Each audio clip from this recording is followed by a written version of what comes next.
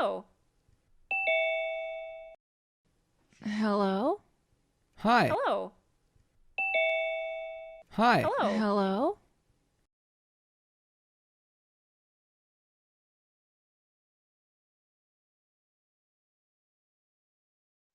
In today's episode of Solved Mysteries, we're going to be diving into two murder cases from America that involves the use of a recently popular video telephony software program known as Zoom.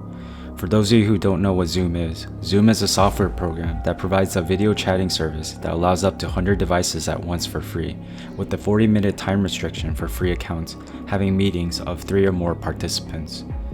And the reason for its recent popularity is because of the coronavirus pandemic that's occurring in our world today that vastly advised companies, schools, and communities to go remote and socially distance themselves. But unfortunately, with these tough times, it also came with many tragic events, including 2 murders that have occurred while the victims were on a Zoom call. So, who were these 2 victims that were murdered during a Zoom call? Why were they killed?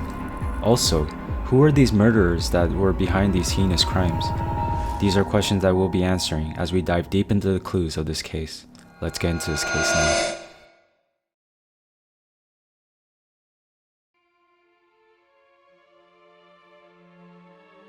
On May 21st, 2020, a 32-year-old Long Island man named Thomas Scully Powers was arrested and charged with murder that took place on Dixon Avenue in Amityville, New York. His father and the supposed victim, Dwight Powers, was a 72-year-old man that was scheduled to be on a Zoom call at his home. Unfortunately, just after noon on Thursday, Dwight Powers was fatally stabbed more than a dozen times by his son while he was on a Zoom video chat with about 20 people. On the very next day, prosecutors said Mr. Scully Powers entered the room and began beating his father, then returned with a knife, prompting one of the participants in the Zoom meeting to immediately call 911. People on the call reported seeing Mr. Powers in the meeting and then suddenly realizing that he was no longer on the screen. Detective Lieutenant Kevin Bayer of the Suffolk County Police Homicide Squad told Newsday, quote, "They just noticed him fall off the screen, and then they heard heavy breathing. It was horrible that they had to witness this," end quote.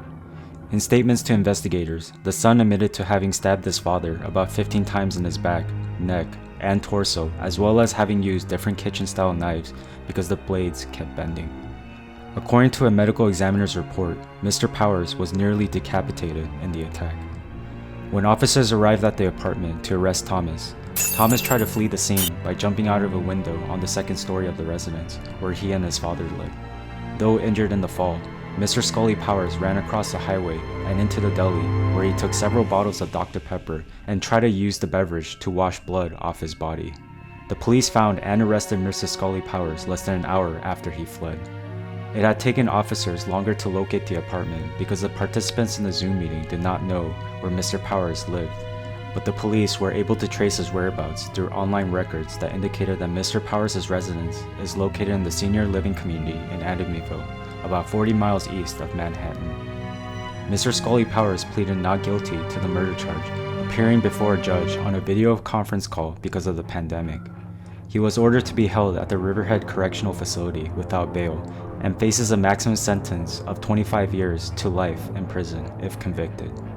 A lawyer for Mr. Scully Powers, Jonathan Manley, said on Friday afternoon that he had not been able to talk with his client at length and could not comment on the charges.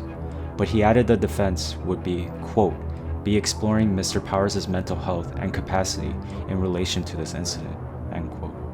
The authorities executed a search warrant on the apartment and found several knives, as well as what prosecutors said was evidence that Mr. Scully Powers has tried to clean up the crime scene, a mop and bucket in the bathroom, and a blood-saturated bedsheet in a garbage bag. And as many of you are wondering, what was Thomas's motive for murdering his father? Well, according to Lieutenant Bayer, he told Newsday that the motive for the stabbing was being investigated, but that there was no indication that it was related to the coronavirus pandemic. The motive still has yet not been released to the public by the authorities, but Thomas has had previous brushes with the law with charges of reckless endangerment, drug possession, and criminal mischief. It has been mentioned by the police, however, that Mr. Scully Powers has at one point told the police that his father had tried to slit his wrist with a knife. but they said a physical inspection revealed what they characterized as only a slight mark on Mr. Scully Powers' wrist. Steve and Mary Englert, who had been friends with Mr. Powers for more than 40 years, said that he was very close to his family, but seldom talked about his son. Miss Englert and Mr. Scully Powers had struggles and would move in with his father during tough stretches. But when mentioning Dwight Powers, she described him as a, quote, a very devoted dad. When his son needed him, he was there. Dwight loved his family so much, they were everything to him, end quote. It's truly such a sad case that a generous and loving man like Dwight Powers would be murdered, especially by his own son. Although he's no longer with us in the world, he shall be greatly missed by the ones around him who loved and cared for him. The motives behind his son's actions are still unknown, but luckily, the 20 other participants of the Zoom call were able to help the authorities track him down and bring him to justice. Rest in peace, Dwight Powers.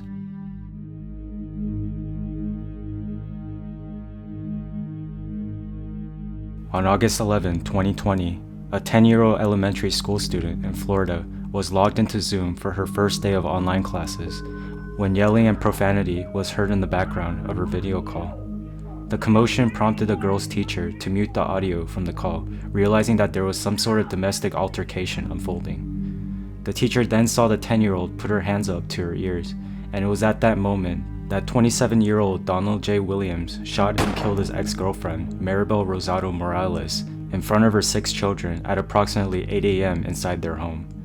The shooting wasn't visible to the teacher or other students on the call, but the young girl's screen suddenly went black after one of the bullets struck her computer screen. Initial reports suggested that 2 of the children were cousins of Rosado Morales' kids, but a family friend told DailyMail.com that all of those present were the victim's children, and fortunately, none of the kids were hurt in this horrific incident.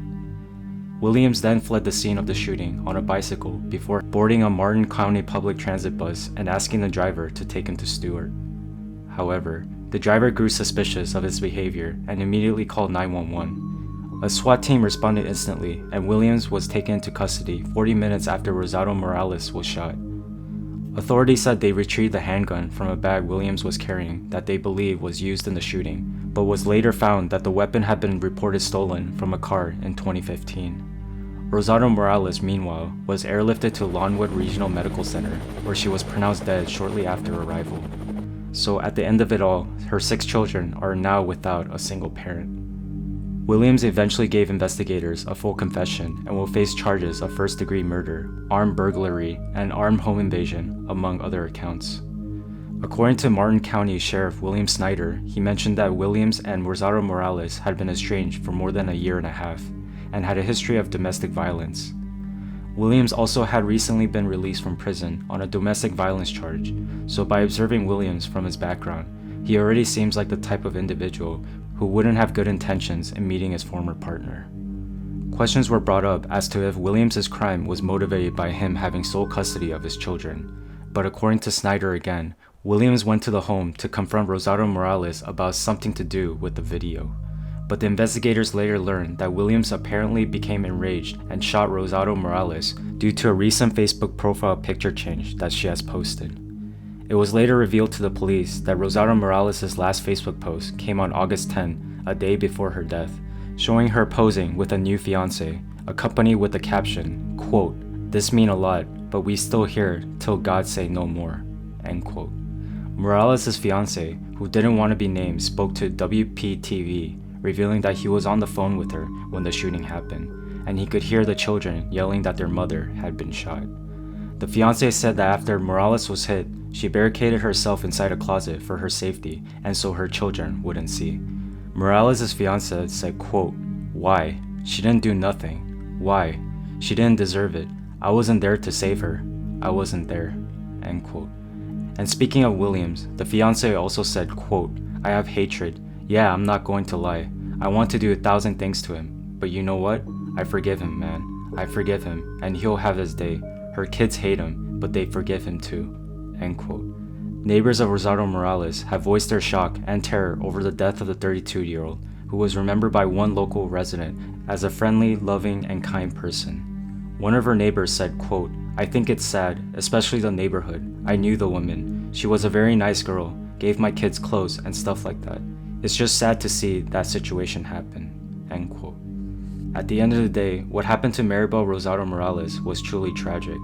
It's especially more sad that her children and the participants from the Zoom call had to witness such a horrific crime. But luckily, her children weren't harmed, and Donald J. Williams is now behind bars and won't be committing any more crimes anytime soon. A GoFundMe page has been set up to benefit Rosado Morales' children, and the children will most likely relocate to Wisconsin, where they will be under the care of their grandmother. However, by observing these two murder cases, it seems like Zoom has been more of a huge help to the investigations than expected. It's just unfortunate that these crimes have occurred before the police were able to prevent it, but luckily, the criminals have been captured. But make sure to always lock your homes, be aware of your surroundings, and even install surveillance cameras if you have to, because you never know who might be lurking in the shadows when you're not looking.